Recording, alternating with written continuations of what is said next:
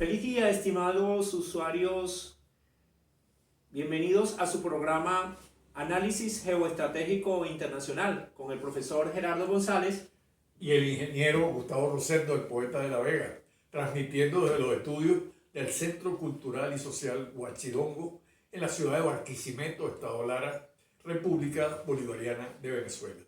El día de hoy vamos a abordar variados temas sobre el acontecer político mundial. Vamos a comenzar comentando el impacto del Día Mundial del Libro. Gustavo. Sí, en el Día Mundial del Libro, recordando que esta es una efemérides que decretó la ONU, a pesar de que desde 1930 se estaba promocionando desde España en reconocimiento a Miguel de Cervantes, el autor de El Quijote.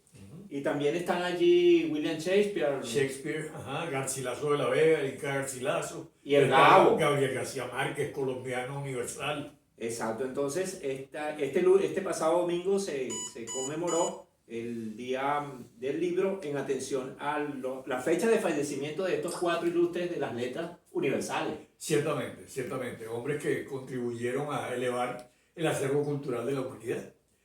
En el día que nos reúne están pasando cosas extremadamente importantes a nivel planetario y vamos a tratar desde Análisis Geoestratégico Internacional de abordar algunos de estos temas, empezando por lo que está ocurriendo en Haití, una nación en la que en 5 días han habido 70 muertos, 40 heridos, mujeres, niños, menores, asesinados por estas 3 bandas que gobiernan a este país.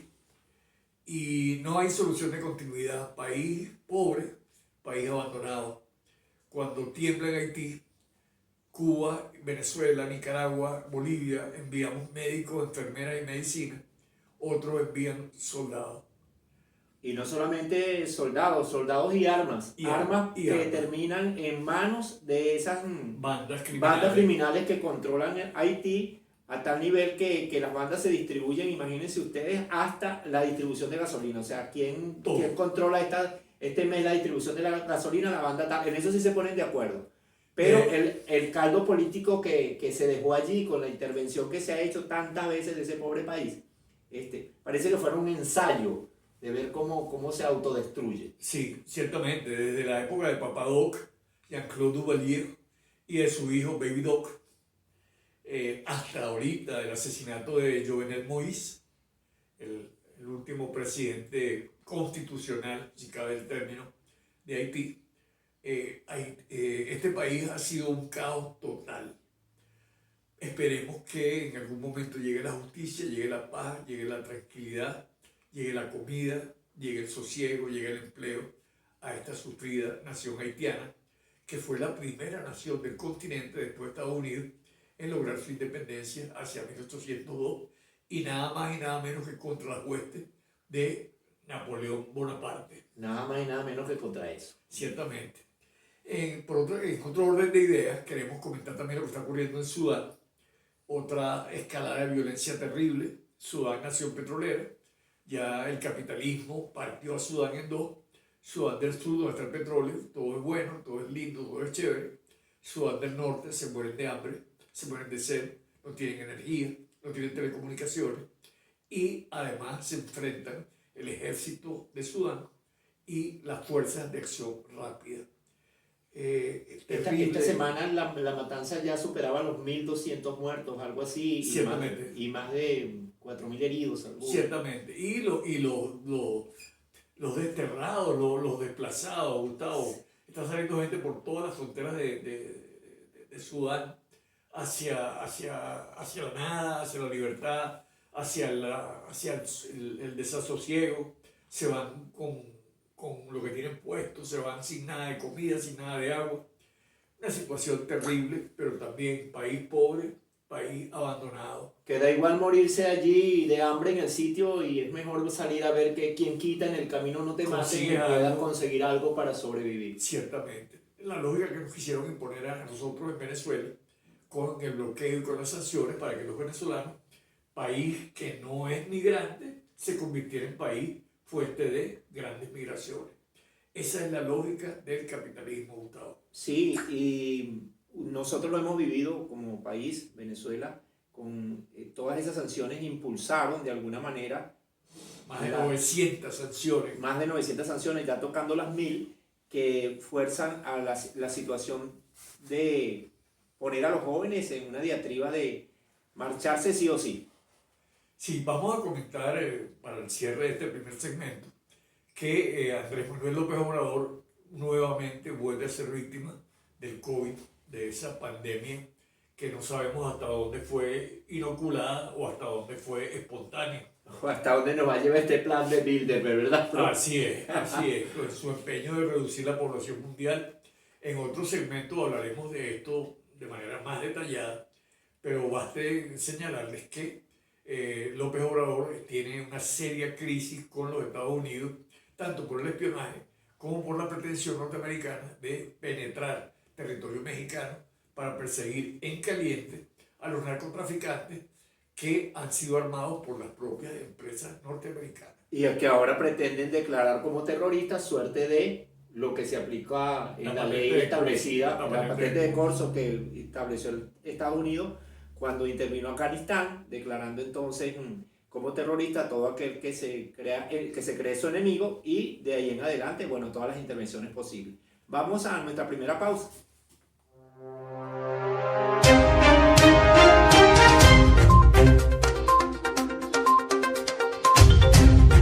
Usuarios y usuarios de Análisis Geoestratégico Internacional, retomamos el espacio para comentarles sobre la situación en Lima, Perú. En la cárcel de Bobadilla hoy coexisten 3 presidentes, 2 de ellos por ladrones y 1 por ingenuos. Quiero hablarles respectivamente de Fujimori, Alberto Fujimori, de Alejandro Toledo y del expresidente Pedro Castillo.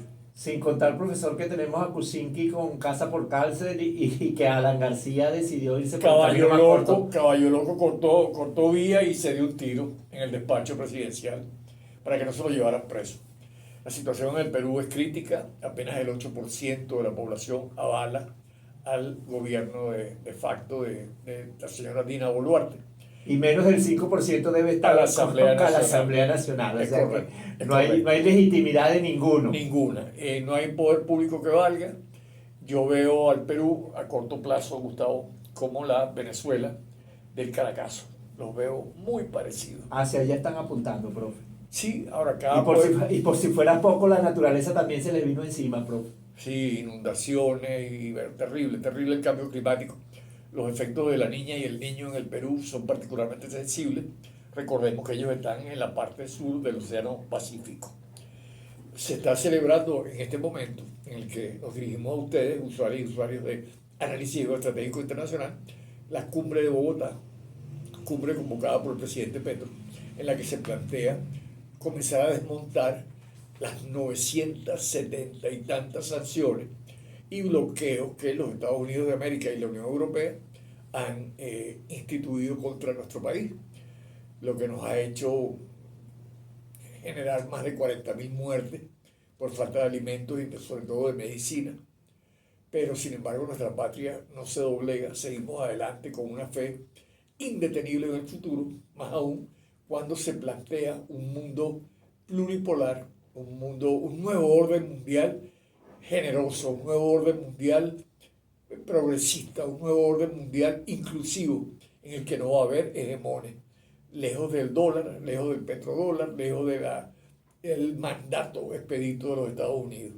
En este orden de ideas, en esa cumbre de Bogotá, van a estar Estados Unidos, que manda a su secretario adjunto de Asuntos Hemisféricos, a un subsecretario de la Defensa y al a uno de los jefes de Cancillería para asuntos que tienen que ver con América Latina.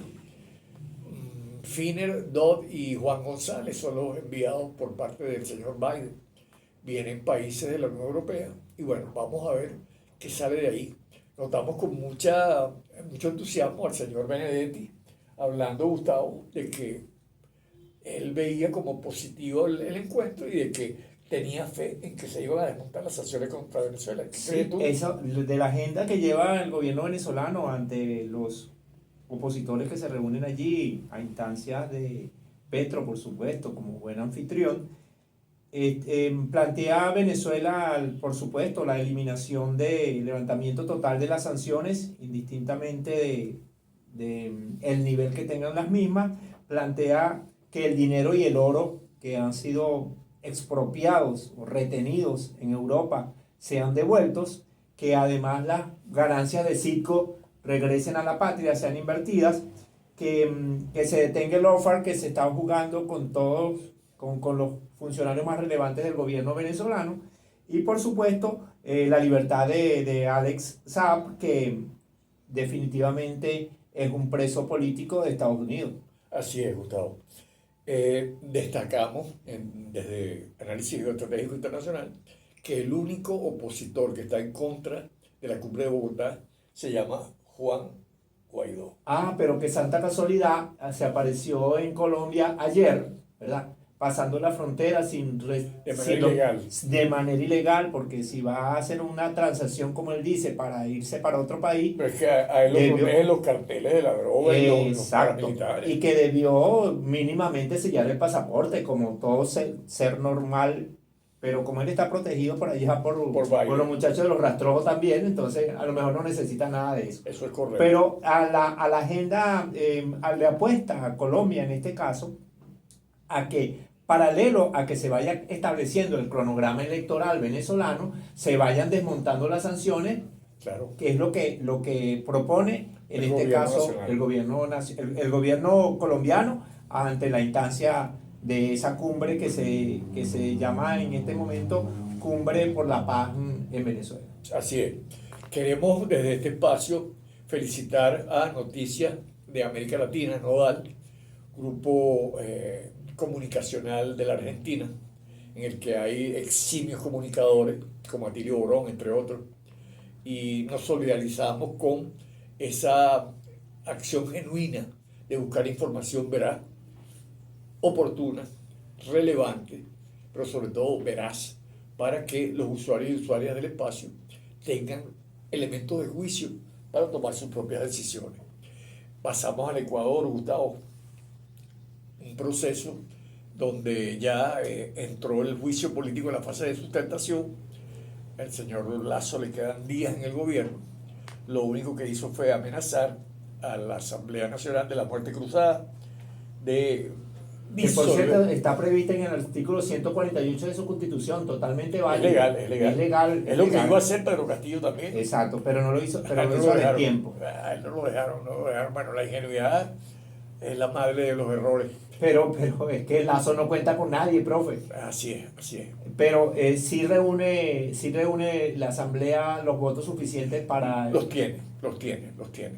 Vamos. ¿Y Yacupati, cómo está el movimiento Yacupati ahí? ¿Cómo se está? Pachacuti, perdón. Sí. Pachacuti ya se está apoyando. Están obstinados ya de Guillermo Lasso Mendoza. Y bueno, la situación en el Ecuador es que además del mal gobierno, además de los volcanes que están haciendo erupción, ahora tiene 10 provincias inundadas por metidas en agua. O sea que tiene el tiempo metido el agua por todos lados, pero en lo político. Y el tipo tiene $9.000 millones en las reservas internacionales del Ecuador y no se le ocurrió otra cosa que pedirle 1.000 millones al Fondo Monetario Internacional. Porque entonces el Fondo Monetario Internacional pone condiciones que los chinos no ponen, por cierto. Así es. Ya regresamos, queridas amigas y amigos de Análisis Geoestratégico Internacional.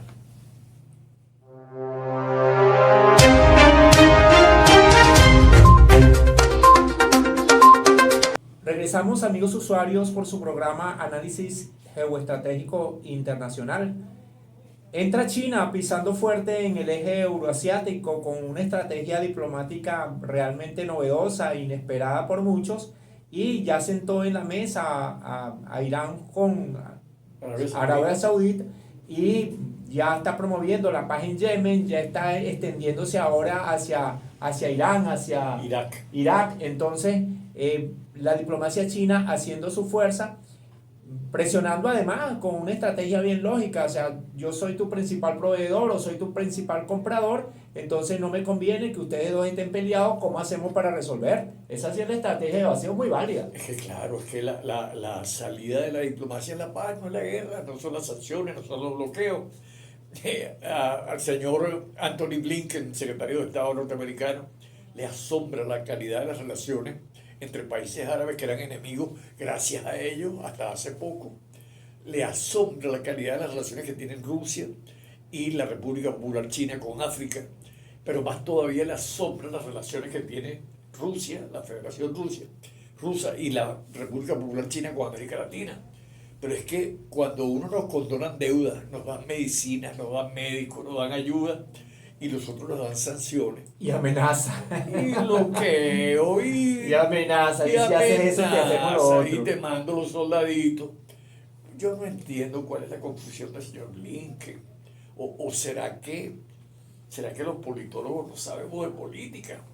Me llama mucho la atención esa ignorancia norteamericana. Pareciera que es una ignorancia muy apropiada, muy necesaria, muy puntual, estratégica. Muy puntual. Y el país se les cae por los cuatro costados. Hay escasez, hay hasta falta de gasolina. Se metieron con circo. Nosotros les dábamos 2,5 millones de barriles diarios y se los refinábamos allá y se los poníamos en las 5,000 estaciones venezolanas que hay en la costa este de los Estados Unidos, que fueron regaladas, vendidas de manera ilegal por el señor Juan Guaidó, el gobierno norteamericano. En todo caso, quiero decirles que vienen tiempos venturosos, viene un futuro promisor con lo que les hablaba de ese nuevo orden mundial basado en el respeto, en la cooperación y no en la competencia.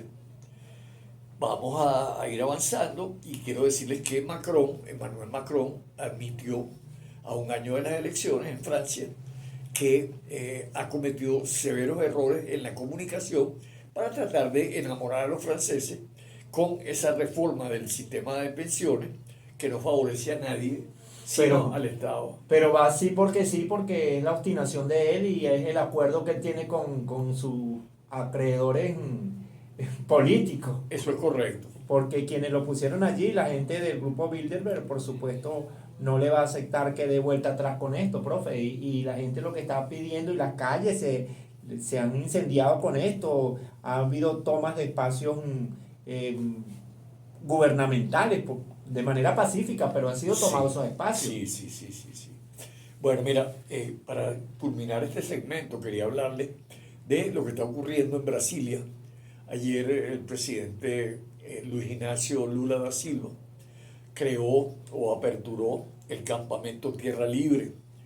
En Brasil, desde la época del golpe de Estado de Michel Temer, que vendió a Dilma Rousseff, se creó una legislación que fue ratificada luego por la Asamblea, por el Congreso brasileño, en tiempos de Jair Bolsonaro, en la cual convertían a los habitantes originarios de Brasil, a los indígenas brasileños, que son más de 97 etnias aborígenes, que estaban por todo el territorio nacional, los convierte en invasores de sus propios territorios. Es decir, que son sujetos de ser atacados por las fuerzas del Estado, de ser desplazados por la economía, sino y desplazados por la economía de los empresarios de la agroindustria, que quemaron toda la selva. Así es.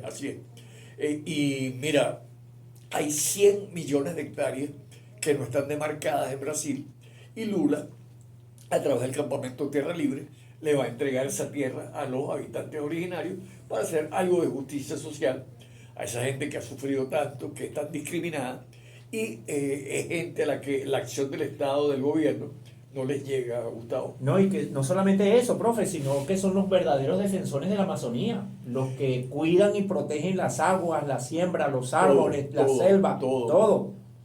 Sí, las prácticas de los habitantes originarios suelen ser, desde el punto de vista ecológico, muy amigables con el ambiente.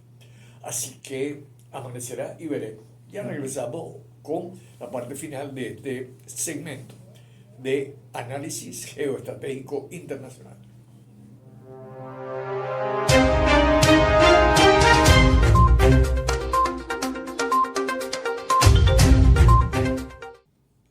estimadas usuarias y usuarios de Análisis Geoestratégico Internacional, estamos de vuelta para el cuarto y último segmento por el día de hoy.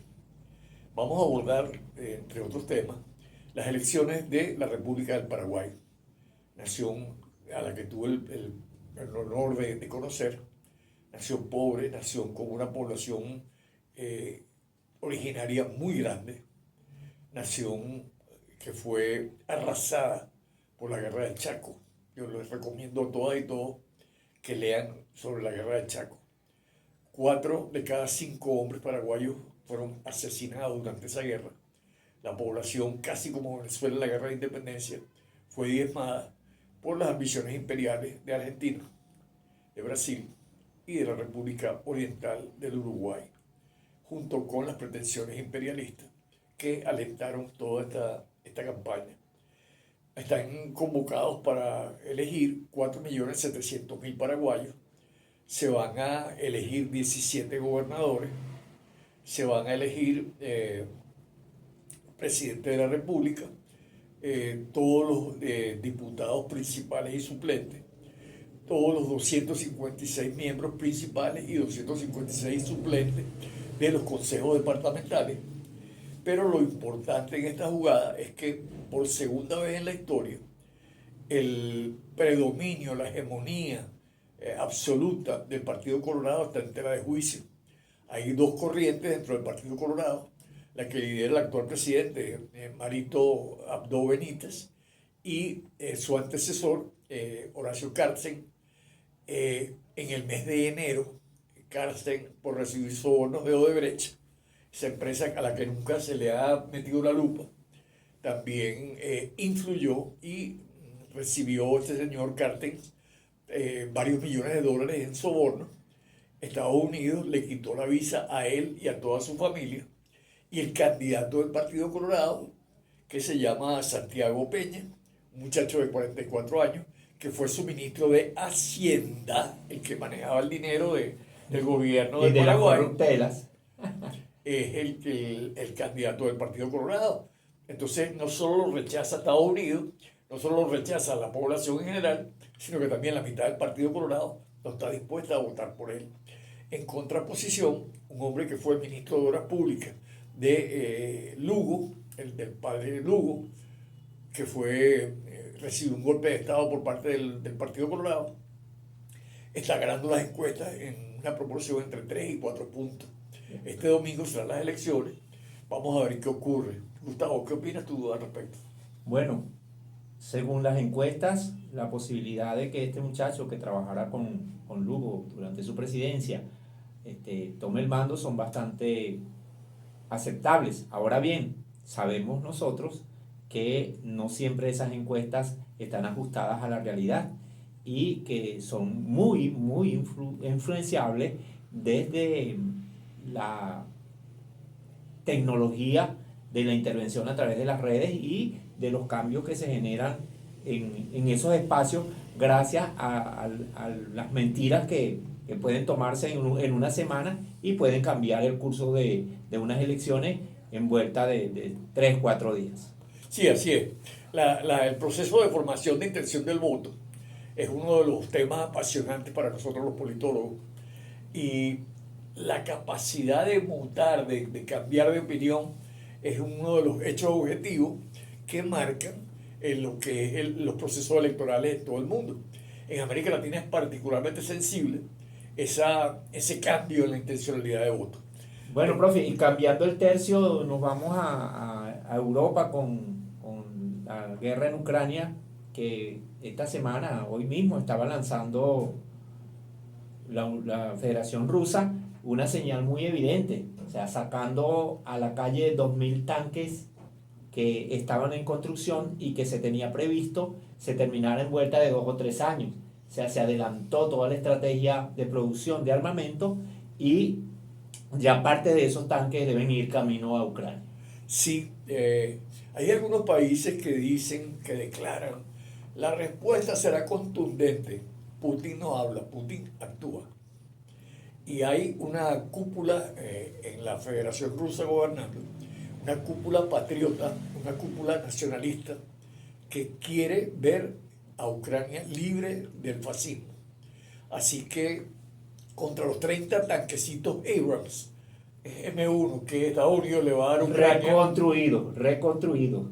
reconstruido y recontrautilizado, la Federación Rusa responde con tanques de última generación y de máxima tecnología. Profe, pero me sonó a gracia también que Corea del Sur dice que va a prestar los armamentos, no los puede vender, no los puede negociar porque sería intervenir, pero va a prestar los armamentos. Entonces yo me pregunto, Qué generosos son, ellos son sí. buenos, ¿vale? Y yo me imagino, bueno, después de que te mandé esos misiles para allá, ¿cómo me los vas a devolver? Después de que fueron explotados contra la población civil, que es la que está llevando la peor parte. Así es, así es. Bueno, Llegamos al final de este espacio, Gustavo. Nos despedimos hasta el próximo, esperando que el escenario mundial nos siga dando elementos para acrecentar su acceso a la información oportuna, veraz y sobre todo verificable. Muchas gracias, amigos y amigas. y seguimos cerrando filas con Julian Assange, con la libertad de Julian Assange, libertad Alex para Saab. Julian Assange, para Alex Saab, y pedimos ya el cese de la ocupación sionista del territorio palestino. Anteayer mataron a un niño en Jericó, un niño de 12 años. Lo mataron vilmente. El sionismo y el fascismo son dos caras de la misma moneda. Muchas gracias, usuarios y usuarios. Hasta el próximo capítulo de Análisis Geoestratégico Internacional.